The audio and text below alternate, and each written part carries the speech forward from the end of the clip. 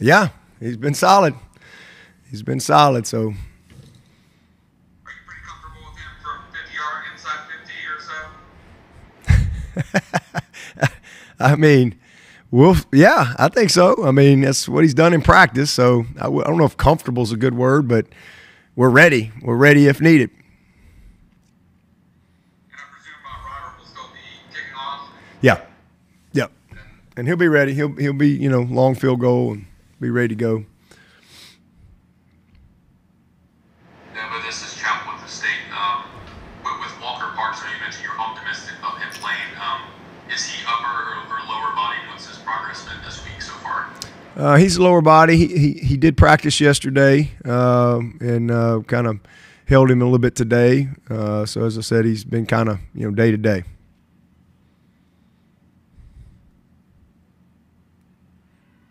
Is Makuba going to still be a game day decision as well? Yes.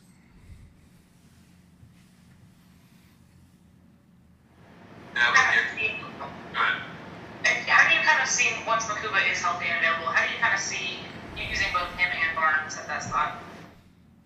I mean, it's a good situation, It's nice to not have to play a guy 70 snaps when you got good depth. I mean, no different than any other position. We try to, anytime you got depth, you want to be able to use it, and you guys can stay fresh. And that's a great thing. Just like Shipley and Maffa, it's nice to be able to rotate guys throughout the course of a game.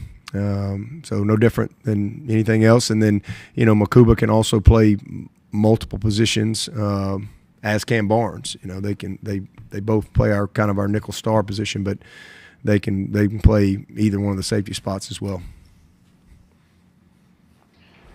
Dabo, it's Larry.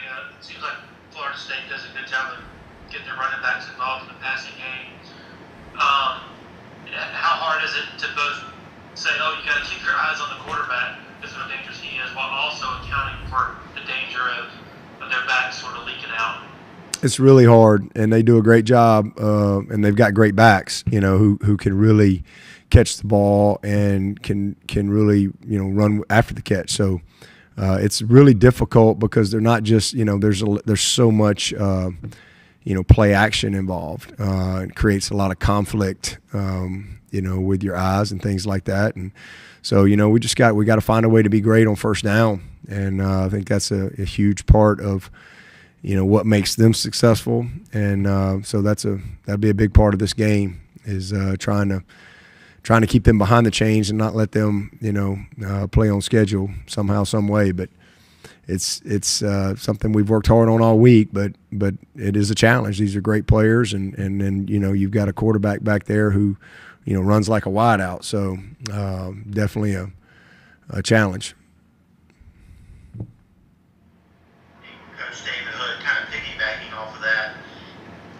And just kind of rewatching their three games, what makes them able to execute that screen game so well? They seem to do a great job at that. Yeah, I mean it's again they schematically do a nice job of formation in the screens. They've got some RPO type screens built in off of the run game, which they'll run the counter. And they're a big guard tackle pull team, which creates a ton of misdirection, similar to us, and then screens built in off of that, so it creates hesitation. And sometimes when you have hesitation, you get distortion in your defense and creates some open space. So they just do a nice job of marrying things up and trying to have complementary plays off of their bread and butter type plays. So and they work really hard on it.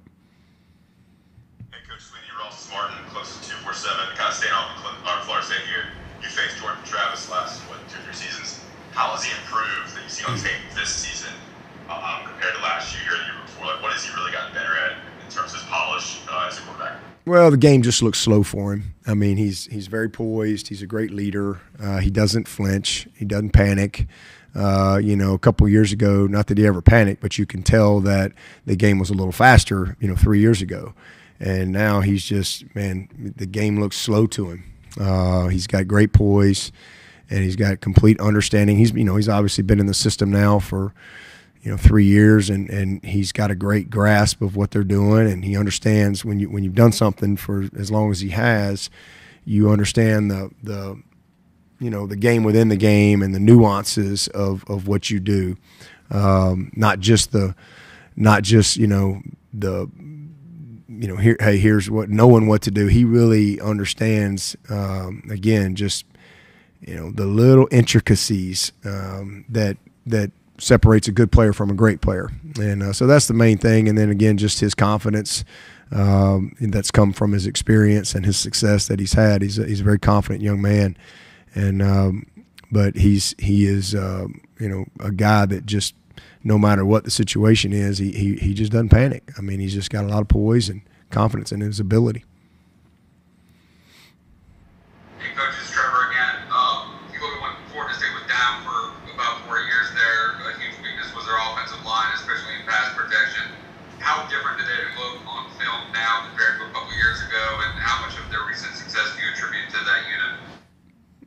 Oh yeah, I mean it's a different ball game. They had 2 or 3 years there where defensively, they looked the part, but they were they were struggling up front in the offensive line, and those days are gone. They got a big strong group of guys. They've got depth, and they've done a nice job. I mean, of putting it together and coaching those guys up. They play physical.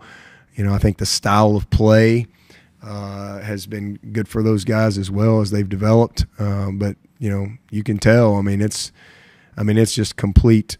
You don't have the type of success that they've had offensively if you're not good up front.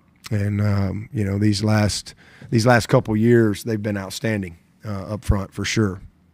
Really, I think the last 3 years they've been heading in the right direction. And again, the guys have grown up, guys have matured. And got a good group put together. Hey, Coach David, and everybody loves those night games, but it seems like the past 2, 3, 4, maybe noon conference games at home have been barn burners, exciting. The crowd has always played a part. What are you expecting out of the crowd this Saturday, and how can they impact the game? Oh, I don't have any doubt that the Tigers are going to show up. It'll be an electric atmosphere. I mean, this is Clemson, Florida State. This is a huge matchup in the Valley. And last week, I mean, the game, I know it was a night game, but I mean, our crowd was awesome. For Florida Atlantic, I mean, it was incredible. It was a great crowd for Charleston Southern, great energy. So, I mean, that's what makes Clemson special. Our fans show up, they're passionate, and I expect there to be a ton of juice and a loud home field advantage. I mean, that's the expectation, and excited about the opportunity always to play at home in front of our home crowd, and they're always a difference. I mean, the noise in the Valley is always a factor. For sure. Following up on that, you mentioned juice just now, and then this is Ross. Sorry, you mentioned juice yesterday, I believe. How has your team kind of reacted this week? Obviously, it's a big game. Have you noticed a little bit of difference in how they're approaching it in terms of practice or meeting groups, etc.? I mean, the guys are excited and all that, but we don't really practice any different. I think we've tried to be smart with them this week, with such a late night, Saturday night, and then, an early game this week. I think that's a situation where you try to make sure you pay attention to all your, analytics and data and GPS on some of your high rep guys, and because it is a quicker turnaround.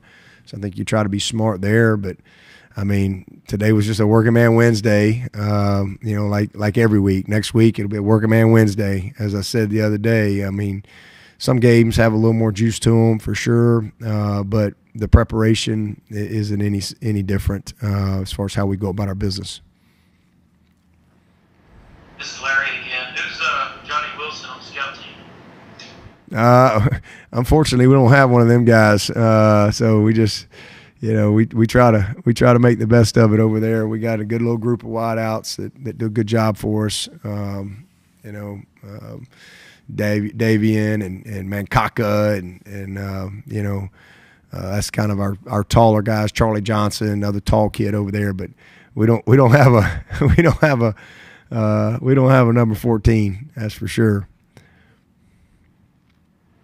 Yeah, I didn't know if you might ask Brownell for one of the basketball players. Probably should have. Probably wouldn't let me have him though.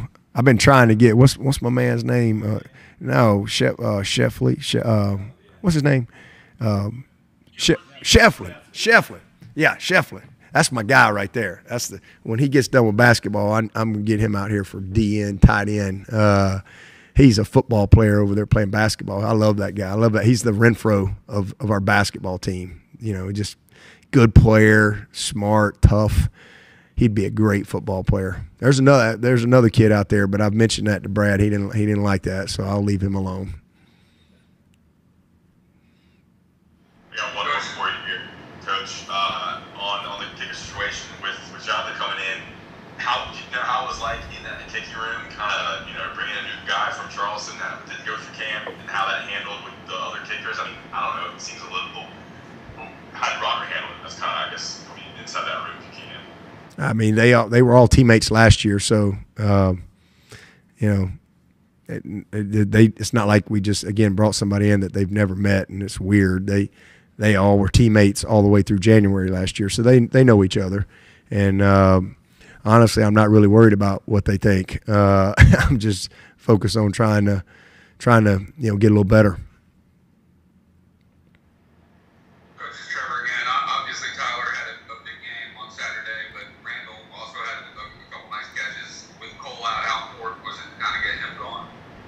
It was great, It was nice to be able to see him make a couple big plays. He's had a great week of practice. I think his confidence is really growing, and I think he, just like Cade, I think you're just going to see him continue to get better as he goes. Super talented, gifted young player. Just needs to play and have a little success along the way, and I think he'll really blossom. So proud of Adam. It was a good, like I said, a good game, and. We took him out. Those guys didn't play all the way through, so he took advantage of his opportunity.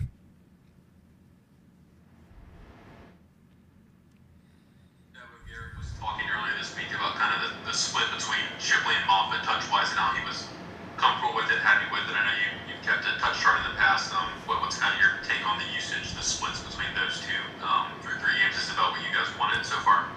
Yeah, I mean, it's been good. We've had 2 games in a row where we rested those guys. I mean, they less plays, but I mean, we just play them. I mean, we've got CJ's got a good feel for it, and somebody gets hot, you feed them, and but yeah, we're going to make sure that we get both of those guys opportunities, throughout the game. They're both outstanding players, and it certainly helps, as we go through the course of the game to be able to roll them in and out and keep them fresh. And a lot of times they're on the field together. So, with some of our personnel packages that we have. But, again, I think it's been good. We just got to, keep working and keep getting better.